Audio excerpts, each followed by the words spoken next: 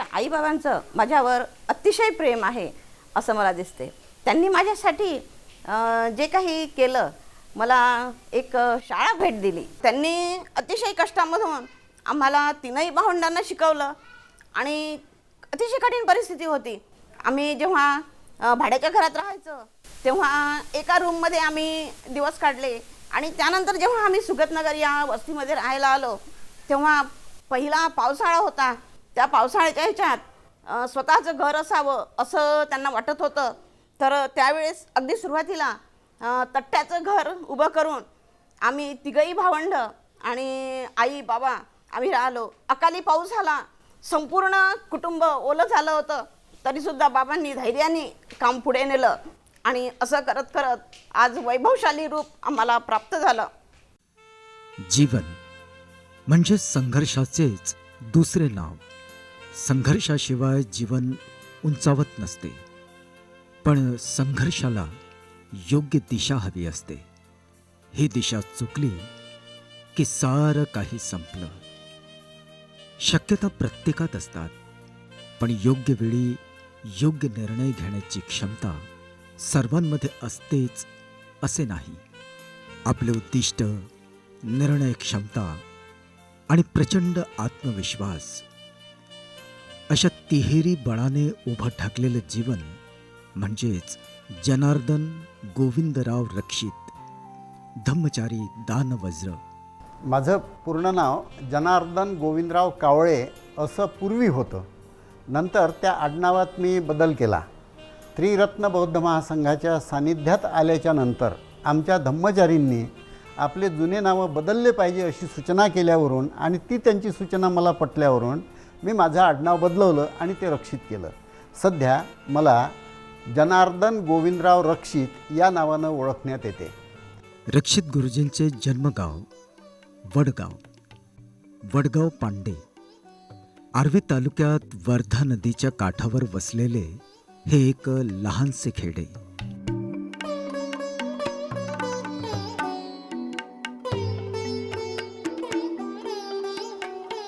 आता वडगावची परिस्थिती खूप बदललेली. जुने खेडे जवळपास मोडकळीस आलेले.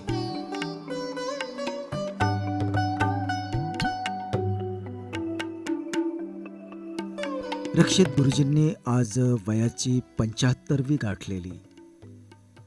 पण गुरुजींची ही जिंदगी सुरू झाली याच गावातून. 4थी पर्यंतचं शिक्षण याच गावात झालं. वडगावात आज गुरुजींचे मोठे भाऊ आणि त्यांचं विस्तारित कुटुंब राहतं.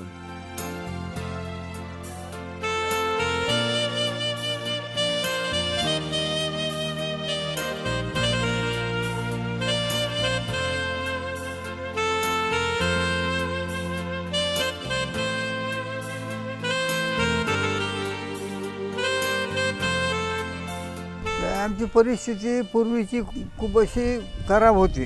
आमचे आई वडील आम्ही समजा मजुरी करून पहिले लहानपणी म्हणजे आई वडील आम्ही लहान मग आम्ही समजा शाळेत टाकलो गावच्या.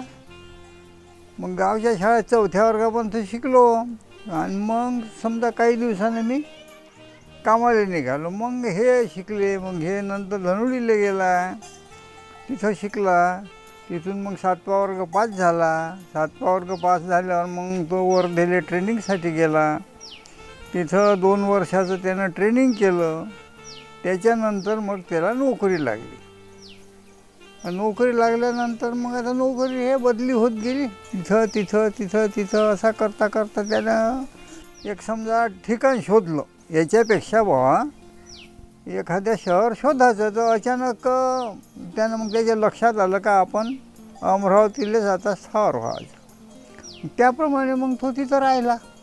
तर सुरुवातीला त्यानं मोठी कठीणच ते दिवसच कठीण होते समजा. तर त्या परिस्थितीत त्यानं दिवसा काढले. झोपडपट्टीत राहून घर बांधून त्याला जसा मार्ग दिसत गेला तसा तो शोधत गेला.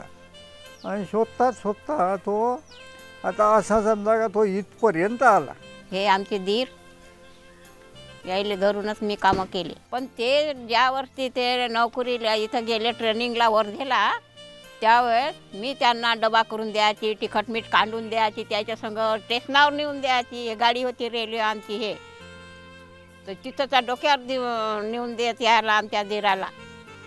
तो गाड्या गोड्या नव्हत्या ना, पायदळ चालायचं होतं. तर ते कामं आम्ही केले आणि आमचे देर आतापर्यंत इथपर्यंत पोचले. आता मी तर लहानपण काय बघितलं नाही, पण काकाचा एक असा स्वभाव होता का ते जिद्द आहे त्यांच्या मनात एकदम असे का जे काम करायचं म्हणजे करायचं. पण नेहमी यायचे ते, कुठला सण असो वार असो नेहमी यायचे. आम्हाला पण जरा चांगलं सांगायचे ते का जिद्द ठेवा मनात, हे काम केल्यानं होतेच. मी त्यांची लहान सून. त्यांच्या निमित्त आम्ही शिबिरात जायला शिकलो, धम्माची आवड निर्माण केली. आमचे काका नोकरीनिमित्त शहरात गेले आणि त्यांनी चांगली प्रगती केली. शून्यातून जग निर्माण केलं. पहिले सगळे गरीबच होते असे सांगतात, कारण का आम्ही तर एकदम त्यांचं लहानपण बघितलेलं नाही. आता ते शहरात गेल्यानंतर त्यांनी शाळा कॉलेज बरीच प्रगती केली. आम्ही लहानपणी खेळत होतो गिल्ल्या दांडू गोळ्या. ते शिकले, मी ढोरच राखत राहिलो, ढोरकीच राहिलो. ते शिकले तर नोकरीला लागून त्यानं शहर गाठलं, मी खेड्यातच राहिलो. वर्धा नदीच्या काठावर उमललेलं रक्षित गुरुजींचं हे जीवन अनेक संघर्षातून पुढे सरकत गेलं. हे जीवन आज जसं दिसतं तसं वडगावात नव्हतं. वडगावातील अभावग्रस्तता कधीच मागे सुटलेली.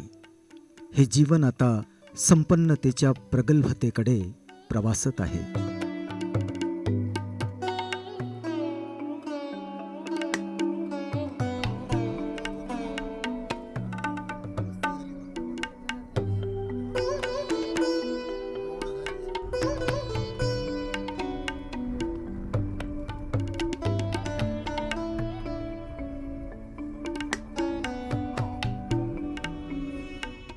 आठवीपर्यंत शिक्षण झालं. पुढचे वर्ग मी शिकलेलो नाही. घरच्या लोकांनी मला शिक्षकी पेशेच्या ट्रेनिंगसाठी नवभारत बेसिक ट्रेनिंग कॉलेज वर्धा इथे माझं नाव दाखल केलं आणि ते ट्रेनिंग 2 वर्षाचं होतं. 2 वर्षामध्ये म्हणजे 61 ते 63 या ट्रेनिंग काळामध्ये मी 1963च्या जुलैमध्ये मी नोकरीला लागलो ट्रेंड होऊन. म्हणजे त्याच वर्षी ट्रेंड झालो आणि त्याच वर्षी मी नोकरीवर लागलो. पहिली नेमणूक माझी अकोला जिल्ह्यातल्या पांगरी धनकुटे या गावात झाली आणि पांगरी धनकुटे हे गाव त्यावेळच्या अकोला जिल्ह्यातील मालेगाव पंचायत समितीमध्ये लहानसं गाव होतं आणि ते 50-60 घरांचं. त्या शाळेला पण मान्यता नव्हती. माझी नेमणूक आणि त्या शाळेला सरकारी परवानगी त्याच 1963मध्ये मिळालेली आहे. आणि 1 वर्षाच्या नंतर मला असं वाटलं की आपण आपल्या गावापासून फार लांब आहे, म्हणून आपल्याला वर्धा जिल्हा किंवा अमरावती जिल्हा परवडतो आणि म्हणून मी या ठिकाणी या दोनही जिल्ह्यामध्ये अर्ज केले आणि मला पहिल्यांदा ऑर्डर अमरावती जिल्ह्यातली आल्याच्यामुळे मी अमरावती जिल्ह्यातल्या येनस म्हणजे नांदगाव खंडेश्वर पंचायत समितीमध्ये 1964मध्ये रुजू झालो.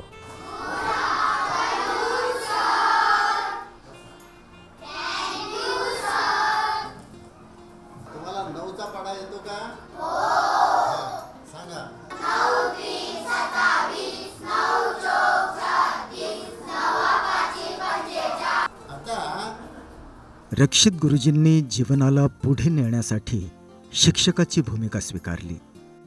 ही भूमिका घट्ट झाली. ती गुरुजींच्या व्यक्तिमत्वात रुजली.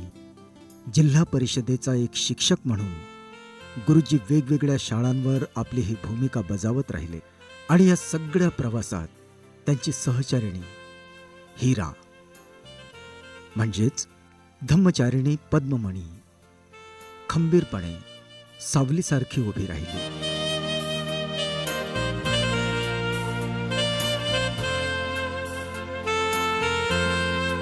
माझं 1967 साली लग्न झालं आणि लग्नानंतर 1-2 वर्ष आम्ही गावाला राहिलो, वडगाव पांडे या गावी. आणि गावाला राहिल्यानंतर लगेच आम्ही अमरावतीला आलो. तर मग अमरावतीला आल्यानंतर रक्षित गुरुजींना म्हणजे काहीतरी सामाजिक काम करावंसं वाटलं की बाबासाहेबांच्या प्रेरणा म्हणजे बाबासाहेबांचं काही वाचन लिखाण ऐकल्यानंतर किंवा वाचल्यानंतर अशी त्यांना अशी प्रेरणा मिळत होती. आणि मला पण आवड होती त्यावेळेस, म्हणजे मी पण काहीतरी समाजासाठी केलं पाहिजे. सामाजिक कार्याची ओढ ही संवेदनशील मनाला अधिक प्रगल्भ करीत असते आणि भावनांना बळ देत असते. कितीही कष्ट उपसून सामाजिक जीवन कसं उंचावेल, समृद्ध होईल यासाठी सतत प्रयत्नशील असते. आणि हीच धडपड रक्षित गुरुजींना गुरुजी या संज्ञेस पात्र ठरविते. मला एक प्रेरणा सुचली की आपण एक पतसंस्था काढावी. त्या ठिकाणी आणि आम्ही 2-3 लोकांनी ती धावपळ केली आणि 1983मध्ये या पतसंस्थेची स्थापना झाली. आणि स्थापना झाल्याच्या नंतर म्हणजे तिला फार प्रयत्न करावे लागले, फार धावपळ करावी लागली, खूप आमचा विरोध झाला. मात्र त्या संस्थेचं रजिस्ट्रेशन झालं. आम्ही तिघही समविचारी होतो. सामाजिक दृष्टीची आम्हाला बांधिलकी होती आणि वैचारिक पातळीसुद्धा आमची सारखी होती. म्हणून आमचा असा सूर निघाला की आपल्याला आपल्या बांधवांना जे कर्ज म्हणजे कर्जासाठी धडपड करावी लागेल, इतर बँकांचं सहकार्य घ्यावं लागते, तर ते आपले कामं छोटीशी रक्कम का होईना पण नियमित मिळत नाही. आणि जेव्हा एखाद्याला मिळते त्यावेळेस तुमच्यावर उपकार आहेत म्हणून हे दानात दिल्यासारखे होते. म्हणून गुरुजींनी आमच्याजवळ बोलून दाखवलं की अशाच प्रकारची आपण जर एखादी पतसंस्था वगैरे काढली तर त्यावेळेस आम्हाला दोघांनाही नवल वाटायला लागलं की गुरुजी एवढा मोठं उत्तुंग भरारी कशी काय घेतात. तर त्यांनी आपले विचार बोलून दाखवले. मार्ग कठीण आहे, अनेक अडचणी येतील, पण आपण घाबरायचं नाही. तुम्ही जर मला सहकार्य देत असाल तर मी ही माझ्या घरावर तुळशीपत्र ठेवूनसुद्धा हे मी पतसंस्थेचं काम करण्यास तयार आहे. म्हणून आम्ही तिघांनीही पतसंस्था एक आपल्या बाबासाहेबांच्या नावाची पतसंस्था असावी आणि आपले आर्थिक प्रश्न, सामाजिक प्रश्न त्या दृष्टिकोनातून दूर व्हावे असे आमचे दौरे सुरू झाले. आणि बऱ्याच पूर्ण अमरावती जिल्हा आम्ही असा पिंजून काढला आणि त्यावेळेस आम्हाला 120 सभासद मिळाले. आणि 1983मध्ये या पतसंस्थेची स्थापना झाली. आणि स्थापना झाल्याच्या नंतर म्हणजे तिला फार प्रयत्न करावे लागले, फार धावपळ करावी लागली, खूप आमचा विरोध झाला. मात्र त्या संस्थेचं रजिस्ट्रेशन झालं. रजिस्ट्रेशन 2-4 दिवसांना अगोदरच माझं झालं असतं. DDR म्हणाले का आता तुमची प्रक्रिया पूर्ण झाली, तुमचं आता रजिस्ट्रेशन होणार. तर मी म्हणालो साहेब माझ्या त्या रजिस्ट्रेशनच्या पत्रावर 14 ऑक्टोबर ही तारीख टाका. तर म्हणे 14 ऑक्टोबरच ही तारीख का टाकायची. मग मी त्यांना सांगितलं की बाबासाहेबांनी त्या दिवशी आमचं धर्मांतर केलं, त्या तारखेशी आमचे काही संबंध आहेत म्हणून ती तारीख त्यामध्ये यावी म्हणून ती टाका. तर म्हणे 2-4 दिवसानं पत्र उशिरा मिळेल. म्हटलं उशिरा मिळेल चालेल मला. मग त्यांनी 14 ऑक्टोबर ही तारीख टाकून मला ते पत्र ती संपल्यानंतर 14 तारखेला मला ते पत्र दिलं. डॉक्टर बाबासाहेब आंबेडकर शिक्षक कर्मचारी पतसंस्था हे आमच्या संस्थेचं नाव आहे.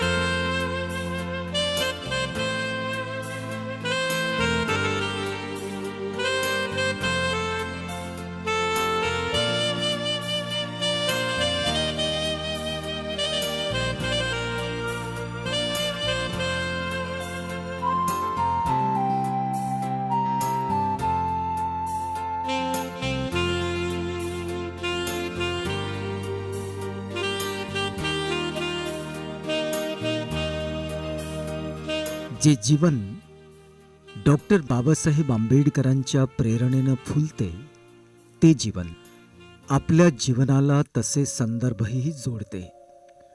आणि बाबासाहेबांच्या प्रेरणेचे दुसरे नाव आहे चिकाटी. समर्पण. समर्पण आपल्या उद्दिष्टपूर्तीसाठी. दानवद्र हे खूप धम्माचं आचरण करत आहे आणि त्याच्या धम्मामुळं मला प्रेरणा मिळाली आणि त्यांच्या संस्थेमधून मला कर्जसुद्धा मिळालं आणि त्या कर्जापासून माझं म्हणजे घरसुद्धा झालं आणि माझा परिवार सर्व सुखी आनंदी आहे. मी ह्या पतसंस्थेमध्ये जवळपास 25 वर्षापासून काम करतो आणि माझा तेवढाच संबंध रक्षित सरांशी आलेला आहे. तर त्यांच्या ह्या कार्यामुळं माझ्या जीवनात तर परिवर्तन झालेलंच आहे. माझ्यासोबत माझे जे सहकारी आहे त्यांच्यासोबतसुद्धा आर्थिक मानसिक आणि धार्मिकसुद्धा परिवर्तन झालेलं आहे. सोबतच त्यांच्या कार्यामुळे इथे जे सभासद लाभ घेत आहे त्या सभासदांच्या आर्थिक उन्नती झालेली आहेत. मी कॅशियर म्हणून काम करत आहे आणि मी नेहमी आमच्या रक्षित सरांचा आदर्श घेत असते, त्यांच्याकडे बघत असते. आमचे जे रक्षित सर आहेत ते कधीच असे नेहमी उत्साही आनंदी आणि धडपड करताना मी बघत असते त्यांना आणि त्यांच्याकडून काहीतरी आपण आनंद घ्यावा आणि काम करण्याची स्फूर्ती घ्यावी असं मला नेहमी वाटते. आणि त्यांच्याकडे आज ते 75 वर्षाचे झालेले आहेत तरी पण मला असं त्यांच्याकडे पाहून असं वाटत नाही की ते 75 वर्षाचे झालेले आहेत.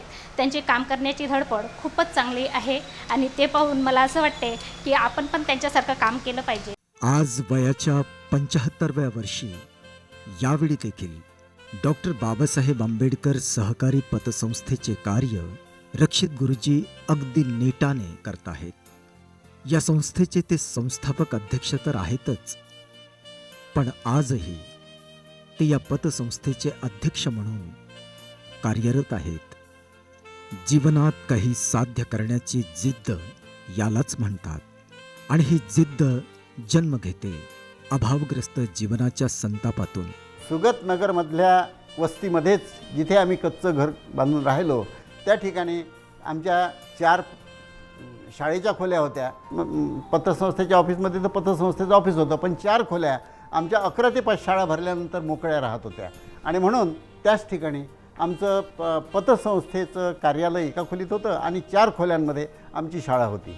वरच्या त्यावर स्लॅब टाकून वर आमच्या राहण्याची व्यवस्था केली. त्या ठिकाणी आमचं राहणं होतं. त्यांचं जे ध्येय होतं की काहीतरी समाजासाठी केलं पाहिजे आणि त्यावेळेस ते कुटुंबाकडे सुद्धा दुर्लक्ष करायचे. घरात पूर्ण पगार मिळत नव्हता आणि त्याही परिस्थितीत आम्ही कठीण परिस्थितीमध्ये जीवन काढलं.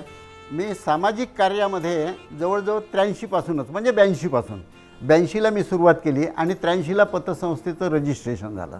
83मध्ये पतसंस्था झाली, 84मध्ये शिक्षण संस्था स्थापन झाली आणि 85मध्ये मी प्रायमरी शाळेला सुरुवात केली. आणि त्या सुगतनगर या ठिकाणी आणि असे मुलं मी गोळा केले आणि बालवाडी सुरू केली.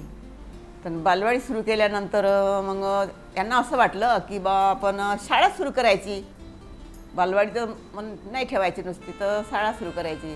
तर मग त्यांनी आपल्या म्हणजे ऑफिसचे अधिकारी आणले एक तपासणीसाठी आणि बा आम्हाला वर्ग सुरू करायचे आहेत. तर ते साहेबांनी मग चांगला शेरा दिला की बा छान आहे, मुलं पण चांगली आहेत तुमच्याकडे बालवाडीमध्ये, तुम्हाला पहिला वर्ग सुरू करायला किंवा प्रायमरी शाळा सुरू करायला काही हरकत नाही असं त्या साहेबांनी लिहून दिलं. मग लगेच पुढल्या वर्षी समजा 85मध्ये आम्ही पहिला वर्ग सुरू केला. प्रामुख्यानं राजकीय लोकांचे चटके मला फार बसले. त्या लोकांनी म्हणजे राजकीय लोकांनी ऑफिसमधल्या लोकांवर दडपण आणण्याचा प्रयत्न केला अधिकाऱ्यांवर. शाळा काढताना शाळेला मान्यता मिळू नये, माझे अहवाल इथून बरोबर जाऊ नये अशासारखं त्यांना फोनवर सांगायचे आणि ते अधिकारी मला सांगायचे. तर त्या अशासारखे मला ते नेहमी चटके बसायचे. आणि याच माध्यमातून पतसंस्थेच्या संबंधातसुद्धा ही संस्था सुपरसीड करा आणि यांचा कारभार बोगस आहे, हे सर्व अडथळे होतेच, कारण जगात सर्व तऱ्हेचे लोक असतात, तेव्हा हे असणारच. पण रक्षित गुरुजींचं ध्येय उदात्त होतं. त्यांना स्लम भागातील विद्यार्थ्यांना घडवायचं होतं आणि म्हणून सर्व अडचणींना तोंड देत रक्षित गुरुजी एखाद्या झंझावातासारखे पुढे सरसावत राहिले. तर बँकेचं काम आहे, पतसंस्थेचं किंवा शाळेचं हे रजिस्ट्रेशन, तर ते सुट्टी घेऊन यायचे शाळेमधून. एकदा मी गेली होती शाळेत त्यांच्या, तर मग आता मुलं वगैरे असे दाखवायला वगैरे आणायचे. तर मला असं वाटत होतं की बा मुलं म्हणजे अभ्यासासाठी हे आहेत, पण यांचं काम सगळं सामाजिकमध्येच आहे बा. तर म्हणून मग मला असं वाटत होतं की बा ठीक आहे, जर मुलांना बा नसेल तर मीच म्हटलं होतं की बा तुम्ही राजीनामा दिला तरी चालते शाळेला, की बा जर सामाजिक काम करायचं आहे बा, वेळ मिळत नाही. तर मग त्यांची नोकरी 8 वर्ष राहिली होती, तर त्यांनी त्या नोकरीचा राजीनामा दिला. माझी नोकरी ही एकूण 32 वर्षाची झाली. 85मध्ये मी प्रायमरी शाळेला सुरुवात केली. मान्यता त्याला 2 वर्षानंतर आली. त्याच्यानंतर 1999मध्ये आमचं हायस्कूल झालं याच ठिकाणी, आणि ही आता 2016ची आमची मान्यता आहे. उर्गेन संघरक्षिता इंटरनॅशनल स्कूल, गजानन नगर, महादेवखुरी परिसर, अमरावती या भागामध्ये ती आहे. शाळा ही अतिशय कठीण परिस्थितीमधून जात असताना बाबांचं मला एक म्हणजे एक फार मोठं हे आहे की आमच्या घरासमोर जे काही विरोधक होते ते घरासमोरच पेंडॉल टाकायचे की शाळा बंद करा, या मुलांना शाळेत येऊ नाही द्यायचं, मुलं शाळेत नाही आले पाहिजे, यासाठी पालकांपर्यंत ते पोहोचायचे. पण बाबा अतिशय खंबीरपणे या सर्वांना तोंड द्यायचे आणि त्यांच्याशी अतिशय शांतपणे त्यांच्याशी मुकाबला करायचे. एकदाचा प्रसंग आहे, आमची जी जुनी शाळा आहे त्या जुन्या शाळेमध्ये आजूबाजूच्या लोकांनी तक्रार केल्यामुळे महानगरपालिकेला आमची रूम पाडण्यासाठी हे तक्रार दाखल केली होती. आणि त्यावेळेला बाबासाहेब एवढ्या हिमतीने, खूप हिंमत घालून, खूप मोठा पोलिसांचा ताफा आला होता. त्याच्यानंतर महानगरपालिकेचे कर्मचारी, गजराज आला होता की जेणेकरून आमची शाळेची खोली ही पडली पाहिजे. परंतु त्यावेळेससुद्धा अतिशय शांतपणे आणि धैर्याने बाबांनी त्या सर्वांशी मुकाबला केला. रक्षित गुरुजी त्यांच्या जीवनात हे सर्व काही करू शकतात, कारण त्यांचं ध्येय उत्तुंग आहे. नव्या पिढीला घडविणे हा त्यामागचा मतितार्थ आहे. आणि म्हणूनच रक्षित गुरुजींच्या आनंद विद्यालयात विद्यार्थी फक्त त्यांच्या अभ्यासक्रमातील धडे गिरवित नाहीत, तर ते मूल्य शिक्षण घेतात. संकल्पपूर्वक निर्धार करून आमच्या संविधान सभेत आज दिनांक 26 नोव्हेंबर 1949 रोजी स्वतः प्रत अर्पण करीत आहोत.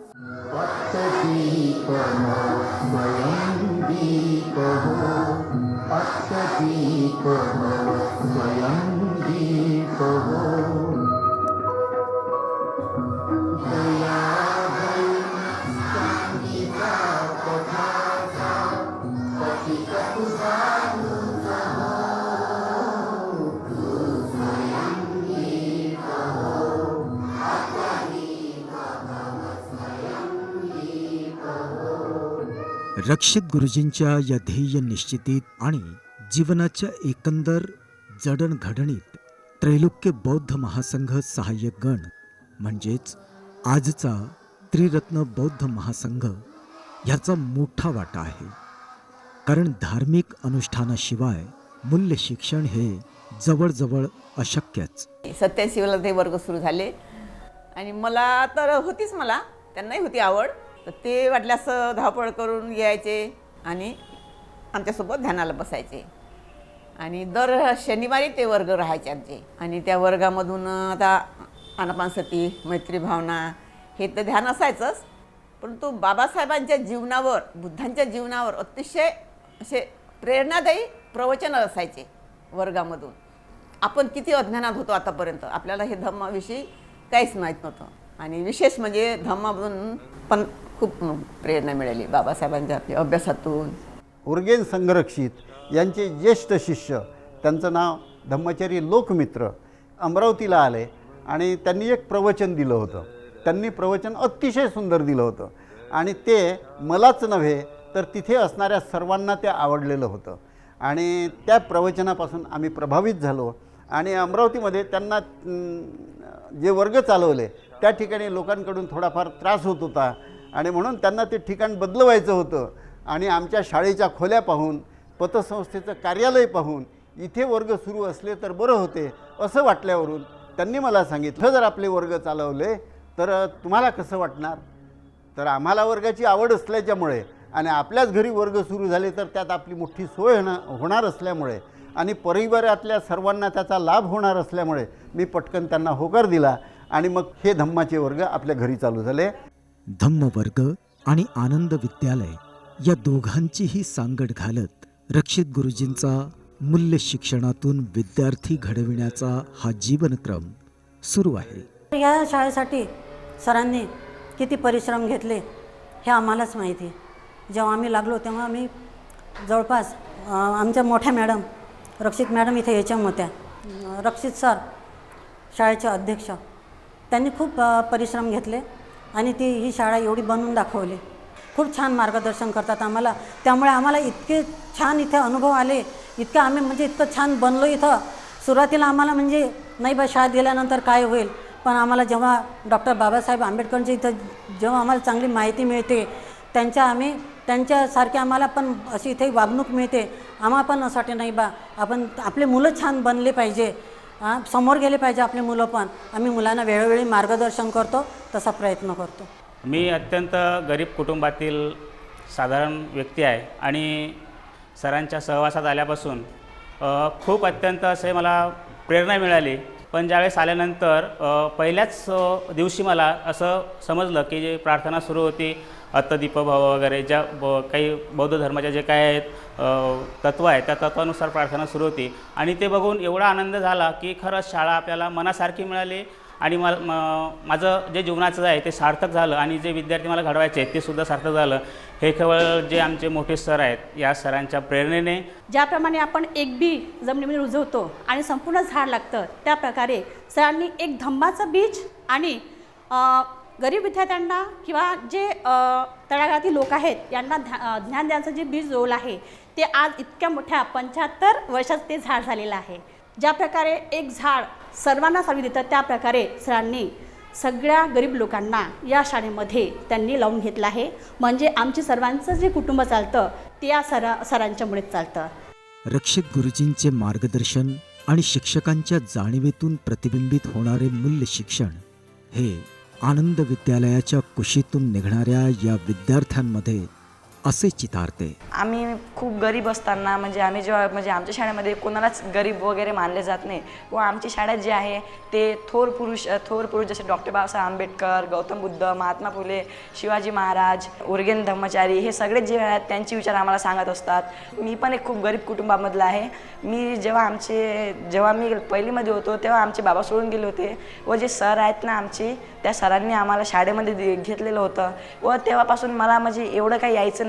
व मग जे आमचे शिक्षक लोक होते त्यांनी कार्य केले व मी आतापर्यंत मला येत नव्हतं, पण मी एवढा झालो की आतापर्यंत मला सगळं येते व मला एवढं स्ट्रॉंग केलं माझ्या शाळेने की मला सगळ्याच ज्या गोष्टी चांगलं केलं. रक्षित मॅडम, रक्षित सर हे जो आहेत हे आमचे मार्गदाता आहेत. त्यांनी आम्हाला मार्ग दाखवले आहेत. मी या शाळेत बालवर्गापासून आहे आणि आता 10वीपर्यंत आलेली आहे. अगदी लहान होता आम्ही. ABCD, क ख ग घ 1 2 3 4 असं आम्ही लहानपणापासून शिकत आलो आणि आता आमच्या शाळेतल्या टीचर्स लोकांनी आम्हाला एवढं एबल केलेलं आहे की आता आम्ही विज्ञानाची भाषा बोलायला लागलो आहे.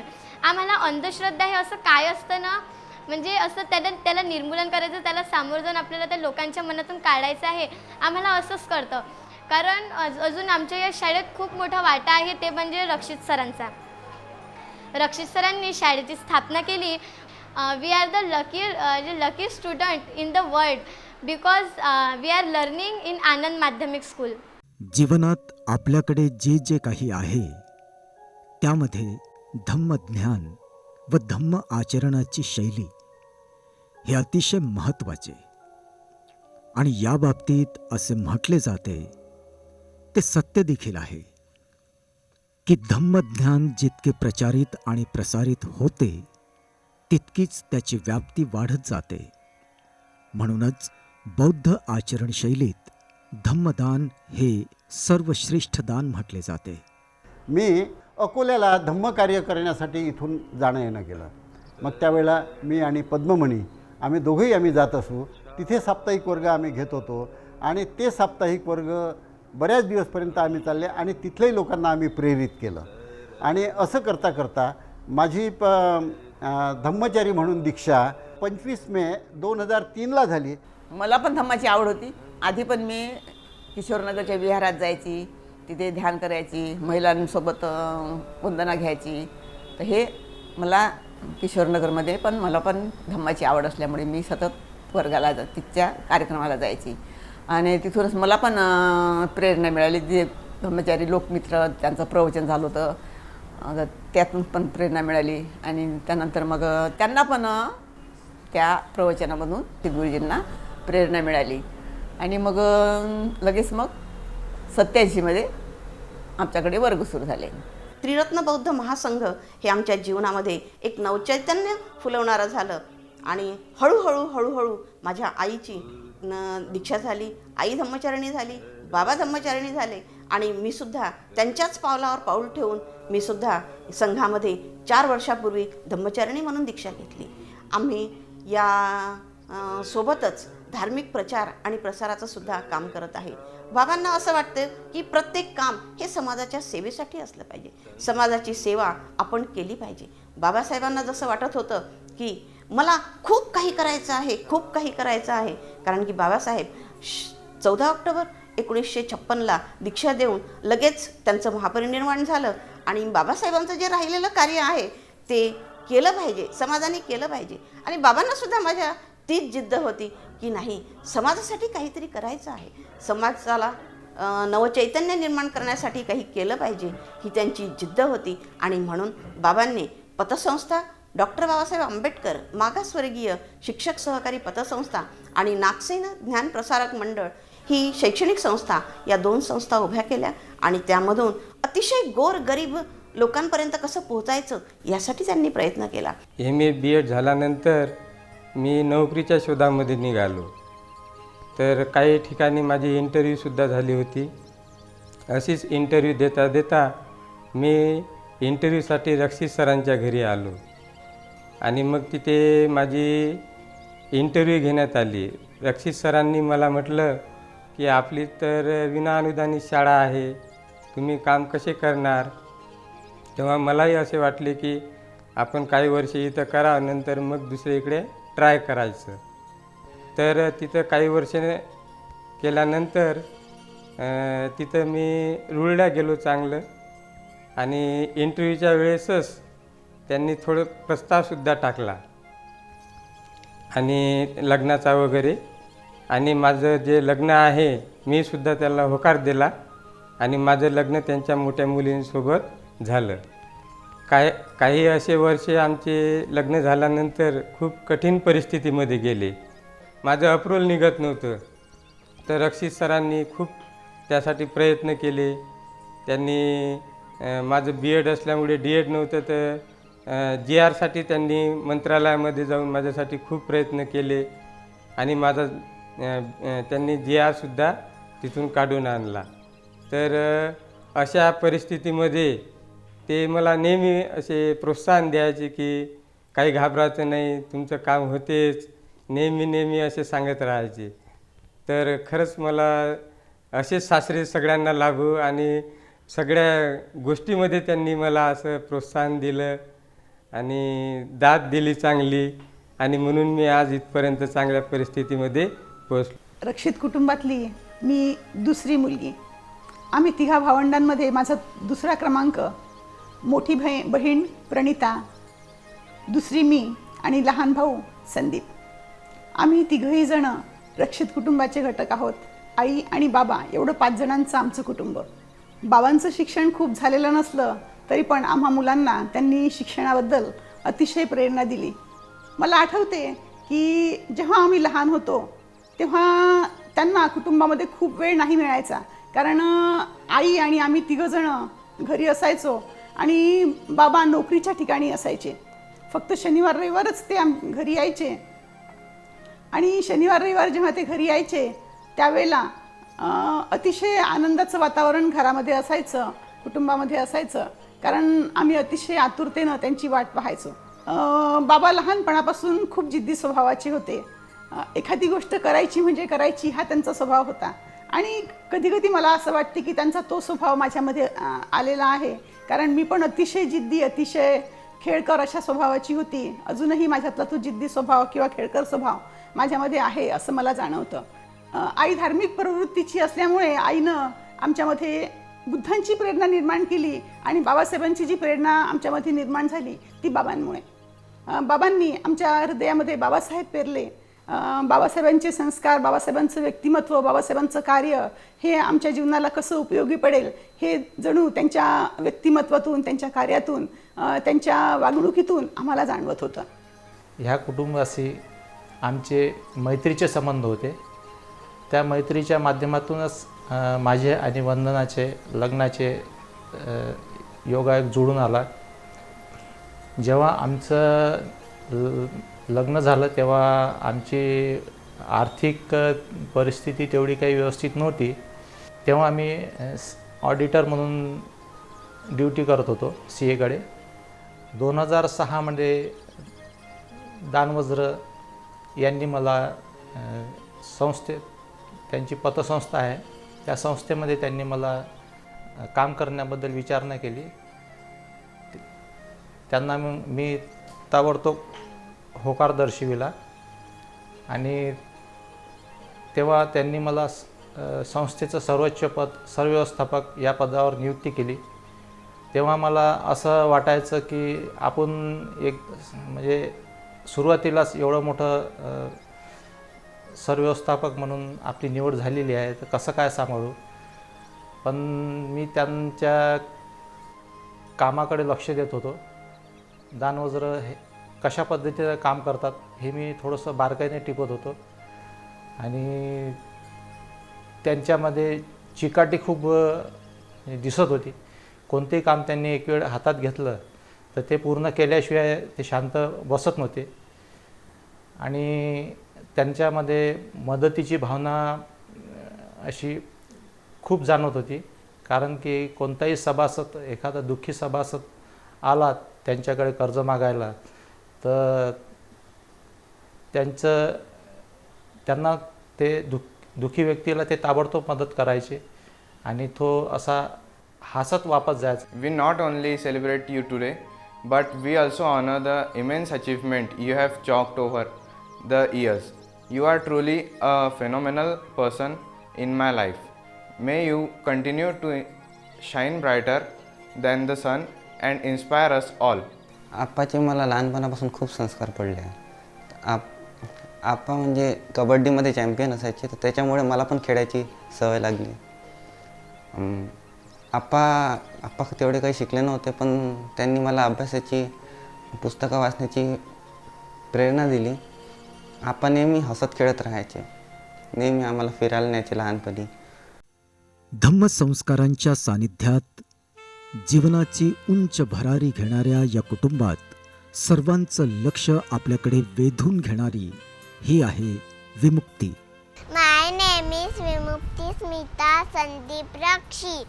I am 4 years old. माझे आप्पा माझा खूप लाड करतात. मी आप्पासाठी एक छान गाणं म्हणणार आहे. चंदा आणि पूजा तारों ने पूछा हजारों से सबसे प्यारा को है आप्पा, मेरे आप्पा. असं म्हणतात की बांबूचं झाड जर आपण लावलं तर बांबूचं झाड जे आहे ते सुरुवातीच्या 2-3 वर्षाच्या काळामध्ये ते जमिनीमध्ये जास्त झपाट्याने वाढतं. इतर झाडांच्या तुलनेमध्ये बांबूचं झाड जमिनीमध्ये आपली मुळं घट्ट करत असतं आणि असेच काहीतरी माझे मामाजी. मी स्मिता संदीप रक्षित कुटुंबाची सून. स्वतःला सावरून कसं घ्यायचं, आपलं मत कसं व्यक्त करायचं, स्वतःला घट्ट, स्वतःला मजबूत कसं करायचं हे जर कोणाकडून शिकायचं असेल तर माझे मामाजी. त्यांनी सोसलेले जे चटके आहेत ते फार जरी मी अनुभवले नसतील तरी जे ऐकायला मिळालं त्यातून त्यांचं व्यक्तिमत्व घडत गेलं आणि समाजात आज त्यांना मानाचं स्थान आहे. त्यांनी जे झाड रोवलं होतं काही खूप वर्षा अगोदर, त्या झाडाला आता सुंदर फळं लागलेली आहेत. त्याला आनंद प्राथमिक मराठी शाळा, आनंद माध्यमिक विद्यालय, उर्गेन संघरक्षित आणि पतसंस्था अशी विविध फळे लागलेली आहेत आणि त्याची फळं आम्ही चाखतो आहेत. खरंच मनापासून आनंद होतो की त्यांची छत्रछाया आमच्या डोक्यावर आहे आणि अशीच छाया त्यांची आयुष्यभर सतत आमच्या डोक्यावर राहावी अशीच आशा करते. आम्हा तिघा भावंडांमध्ये मी सर्वात लहान आहे. तर आमचे बाबा जनार्दन गोविंदराव रक्षित आणि त्रिरत्न बौद्ध महासंघामध्ये ज्यांना धम्मचारी दानवज्र म्हणून ओळखण्यात येते. तर या सगळ्या गोष्टींमध्ये मला एक सगळ्यात महत्त्वाची गोष्ट त्यांच्यामध्ये दिसते, तर ती गोष्ट म्हणजे त्यांच्यामध्ये असलेला जो स्पिरिच्युअल स्पार्क आहे. त्यांना धार्मिक जीवनाची खूप आवड आहे.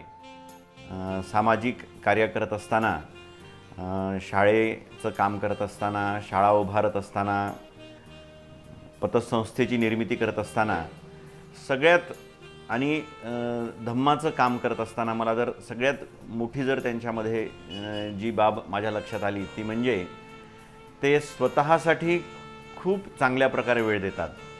ते स्वतःची ध्यानसाधना अधिक परिणामकारक करण्याचा प्रयत्न करतात.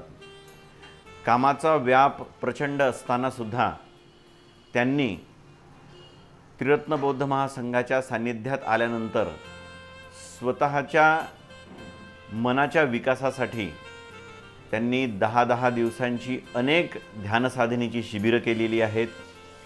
त्रिरत्न बौद्ध महासंघाचे जे संस्थापक आहेत भंते उर्गेन संघरक्षित, यांच्याप्रती त्यांच्या मनामध्ये प्रचंड श्रद्धा आहे आणि त्यांना असं वाटते की मी जे काही चांगलं जीवन जगत आहे, जे काही आदर्श जीवन जगत आहे, तर त्याच्या पाठीमागे भंतेंची जी संघनिर्मिती आहे, भंतेंनी जो बुद्धधम्म पुनरुज्जीवित केलेला आहे, त्या पाठीमागे ते भंतेंच्या प्रती प्रचंड कृतज्ञ आहेत आणि त्यांचे सर्वोच्च आदर्श हे बुद्ध आहेत. तथागत भगवान बुद्धांना ते शरण गेलेले आहेत. त्यांनी शरणगमन करून स्वतः अधिक उन्नत होण्यासाठी, स्वतःची प्रगती करून घेण्यासाठी ते सतत स्वतःच्या संपर्कात असतात आणि त्यांचं जीवन एक आदर्श जीवन घडत गेलेलं आहे. मला असं वाटतं की त्यांनी त्यांच्या जीवनामध्ये प्रचंड कार्य केलं, प्रचंड मेहनत केली आणि अतिशय जे दुर्लक्षित आहेत, जे अडचणीतले लोक आहेत, त्यांना मदत करण्यासाठी त्यांनी आयुष्यभर प्रयत्न केलं.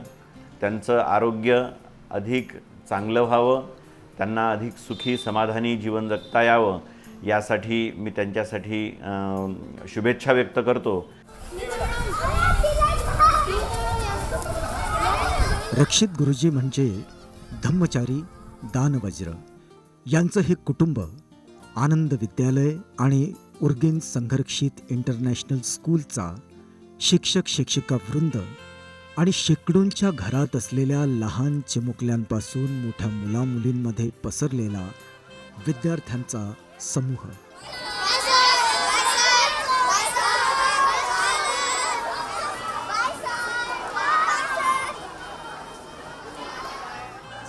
समस्या असतील तर त्या सुद्धा तुम्ही सरांना विचारू शकता. तर यानंतर मी सरांना अशी विनंती करते की सर आपल्याला मार्गदर्शन धम्मचारी दानवज्र म्हणजे रक्षित गुरुजी आजही त्यांनी स्वतः झिजून फुलवलेल्या या वृक्षाची काळजी घेतात. वेळोवेळी शाळेच्या शैक्षणिक प्रगतीचा आढावा घेणे हा त्यांचा नित्यक्रम. तुम्ही काय करता? तर 2-3 लोक गणिताच्या विषयावर बोलू शकतात. सर आपला व्यवस्थित आहे, सुरूच आहे. म्हणजे आम्ही नेहमीच करत असतो आणि करत पण आहे आणि ते सुरू पण आहे. प्रश्न वर्ग 8वा आपण आता बऱ्याचशा कार्यशाळेमध्ये आपण बाहेर जातो, तर कधी कधी त्यांचं असं म्हणतं असतं किंवा निव्वळ अभ्यासक्रमाकडे असं द्यायला पाहिजेच आपल्याला.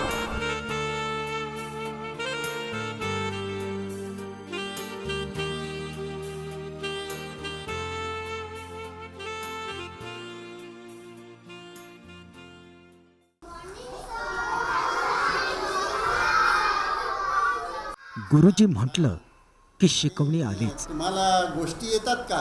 तर मी तुम्हाला एक लहानशी गोष्ट सांगतो. शाळेत पुरेसा शिक्षक शिक्षिका वर्ग तर आहे, पण रक्षित गुरुजी आजही स्वेच्छेने कुठल्या ना कुठल्या वर्गावर जातात आणि त्यांचा शिक्षकीय अनुभव, त्या अनुभवाचा जो साठा त्यांच्याजवळ आहे त्यातला पूर्णांश या विद्यार्थ्यांना देतात. तर आता 9चा पाढा कसा, तर 9 कसे येतात याची आपण मेळ पाहू. हे किती आहे? 9. बरोबर आहे का? आणि 8 अधिक 1 किती झाले? 9. 9 आणि 0 अधिक 9 किती झाले? 9.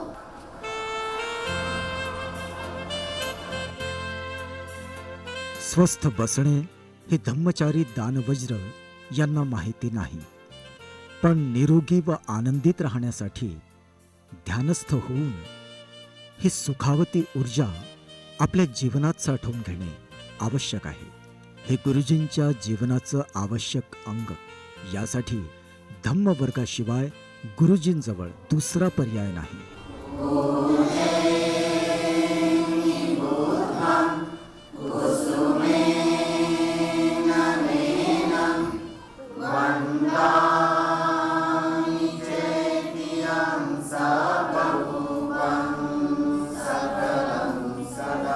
त्यांची शिक्षण संस्था वास्तविक ते प्राथमिक शाळेमध्ये एक शिक्षक होते, साधारण शिक्षक, परंतु त्यांची बुद्धिमत्ता इतकी प्रखर आहे की त्यांनी मोठ्या मोठ्या लोकांना सुद्धा म्हणजे लाजवून इतकं त्यांनी प्रगती शिक्षण संस्थेत केलेली आहे.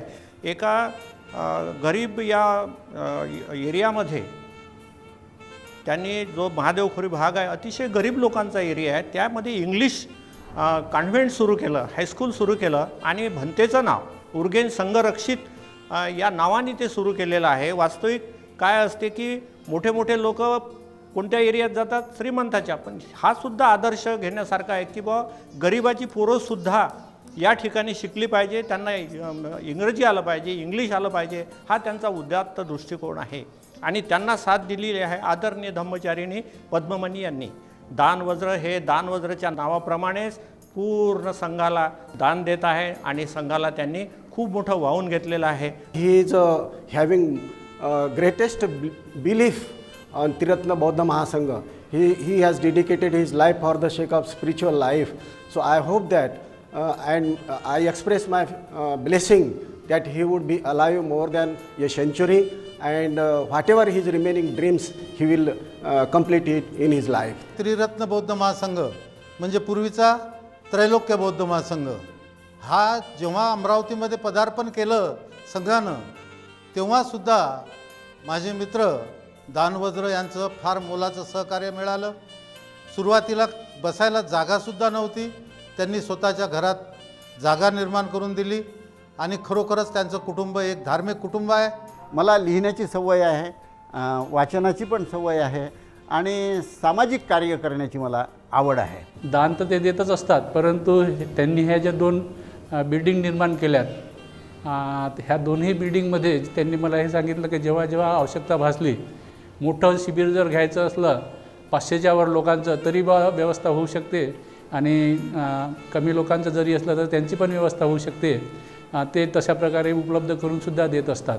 दानवज्र हे 37 बुद्धगयेपासून सारनाथपासून सगळ्या सेंटरला दान देण्यामध्ये पटाईत आहेत आणि हे सगळे त्याचं नैतिक कर्तव्य पाहून उपाध्यायांनी त्यांना दानवज्र नाव दिलं.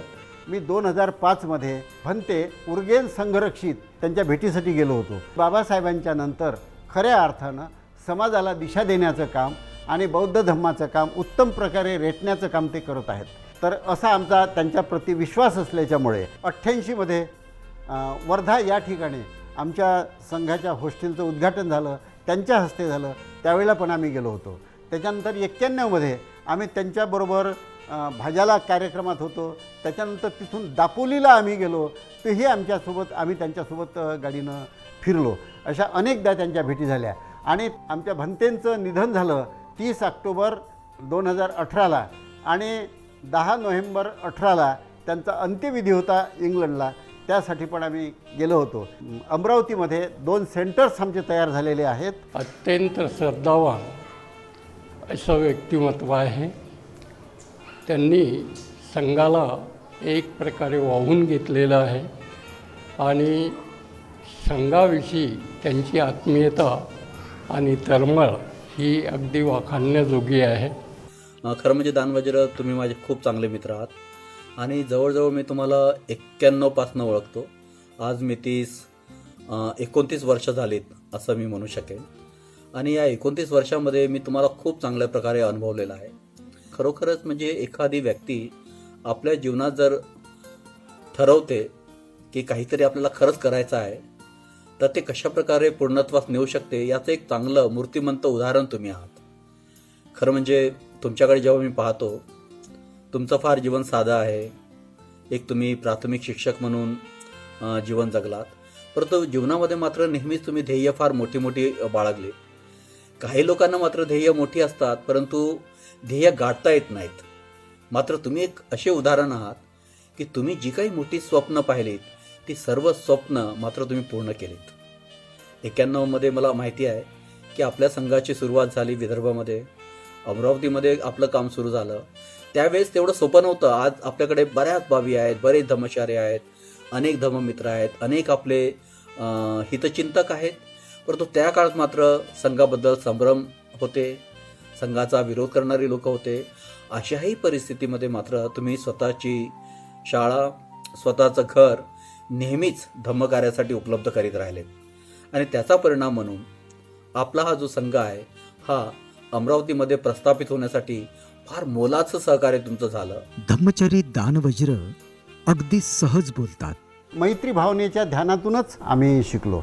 मैत्री भावनेतून पुन्हा ज्या कोणाशी आपले संबंध बिघडलेले असतात त्या सर्वांचे संबंध आपल्याशी चांगले बनतात, आपले त्यांच्याशी चांगले बनतात आणि ते आपले विरोधातले असले तरी मित्र बनतात. जास्तीत जास्त लोकांनी बुद्ध धम्माकडे वळावं. बौद्ध धम्माकडे वळल्याशिवाय त्याचा उद्धार होणार नाही.